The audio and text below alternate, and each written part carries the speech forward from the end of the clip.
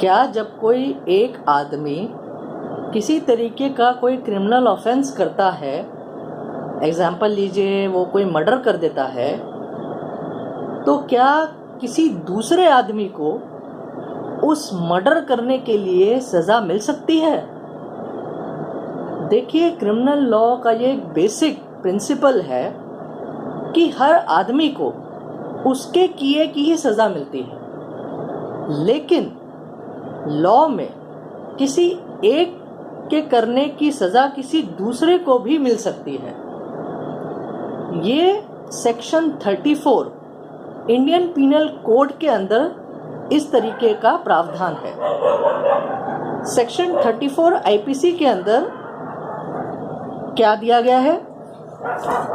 Section 34 IPC कहता है कि जब किसी तरीके का कोई क्रिमिनल एक्ट बहुत लोगों के द्वारा किया जाता है, उनकी कॉमन इंटेंशन के चलते, तो हर आदमी को उस क्रिमिनल एक्ट के लिए दोषी माना जाता है और उसको उसकी सज़ा मिलती है।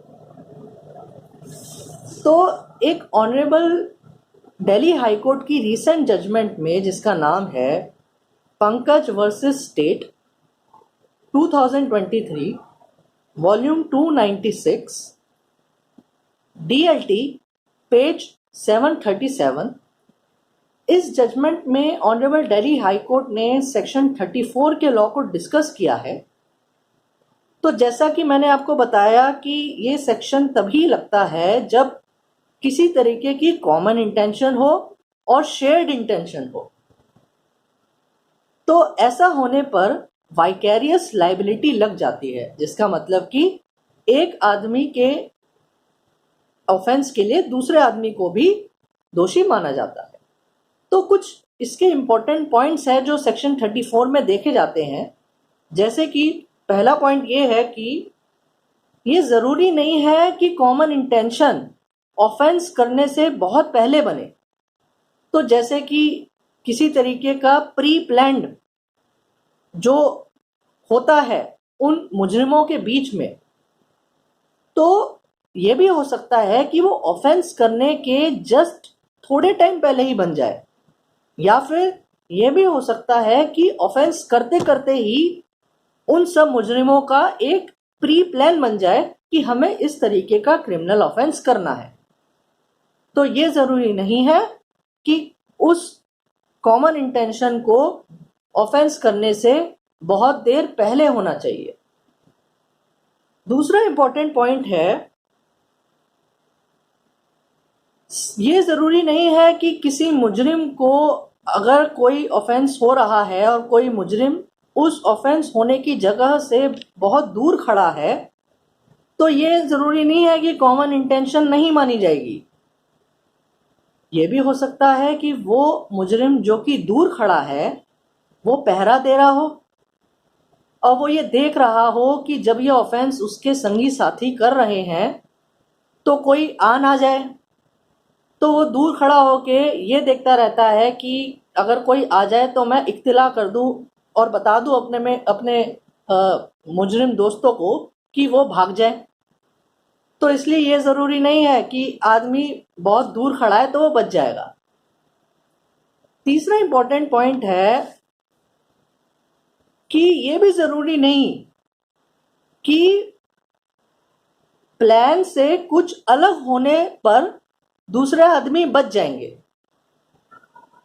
जैसे कि अगर एक आदमी को मारने का प्लान बना है और उस आदमी को जब मुजरिम लोग मार रहे थे तो कोई उस मृत आदमी का कोई परिजन आके उस आदमी को बचाने लगे और उस आदमी को मारना पड़ जाए, तो अगर इस तरीके से कोई ऐसी चीज़ हो जाए जो प्लान में नहीं था, लेकिन अगर वो फोर्सिएबल था, मतलब कि अगर वो एक दिमाग में था कि हाँ ऐसा भी हो सकता है कि कोई बचाने आ जाए तो हमें उसे मारना पड़ जाए, तो इस तरीके से अगर अनप्लान्ड चीज़ भी करनी पड़ जाए तो वो भी ऑफेंस में आएगा और कॉमन इंटेंशन के तहत उन सब मुजरिमों को पनिश किया जाएगा।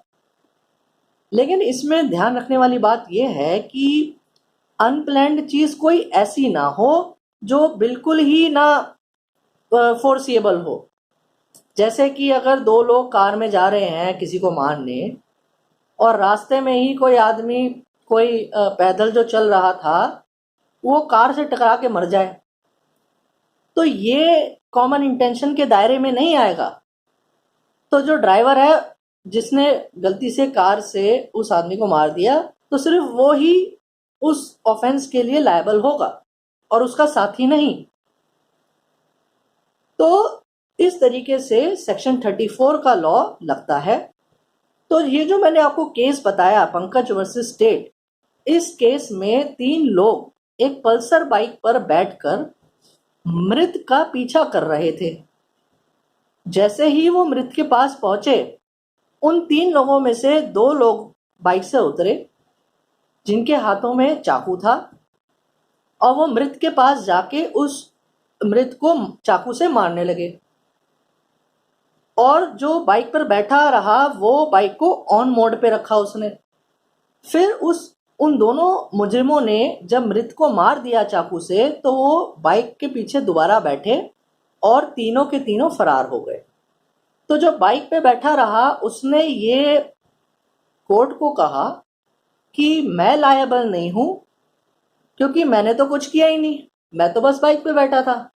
तो कोर्ट ने इस तरीके के डिफेंस को अलाउ नहीं किया और सेक्शन 34 के तहत तीनों को मर्डर के लिए सजा दी गई। तो इस तरीके से सेक्शन 34 को कोर्ट में यूज किया जाता है। Thank you.